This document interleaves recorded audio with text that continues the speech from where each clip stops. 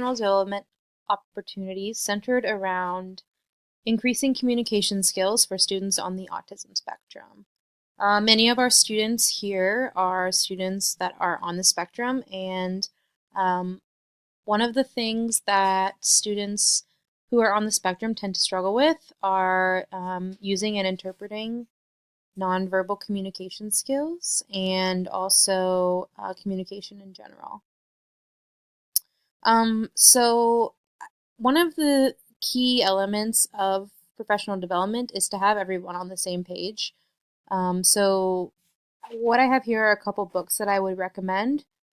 These are really a great tool for building a foundation, for knowing how to talk about social thinking and communication skills. One thing about reading these books is so that we can all have a really deep understanding of communication and nonverbal cues and what it is we're asking our students to do.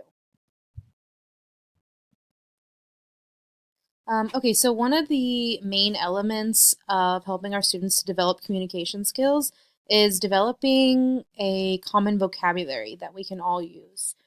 So some of the vocabulary that's associated with social thinking are things like social detective, thinking with your eyes, having expected behavior. And so if we're able to use common vocabulary, we can help our students cultivate these new communication skills. For example, being a social detective involves really practicing using your eyes to sort of really look for those cues that other people give when they communicate with you. So things like nodding their head or making eye contact with you or maybe folding their arms across their chest all have a specific meaning, and we want our kids to get really good at looking for that. Okay, so when we are supporting our students with communication difficulties, it's sort of important to note that problems are going to arise. So we can't expect them to get it perfect every time. I don't even get it perfectly every time when I'm communicating with someone. I often have misunderstandings or misinterpretations of the things that people are saying. So I wanted to introduce a second tool, which is social behavior maps. And that really is going to help our students understand how to connect the communication tools that they have with the reactions that other people have based on, the nonverbal signs that they're giving and also the actual words that they're using. So this is what the map looks like. This is something that I envision us being able to have as posters or as classroom activities.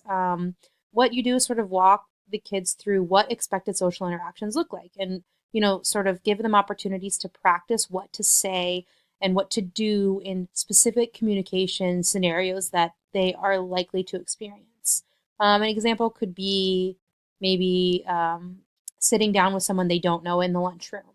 So what you can do here is practice expected language that they could use and nonverbal cues that they could give someone to let them know that they are welcoming and inviting and excited to sit with someone who they might not know well yet.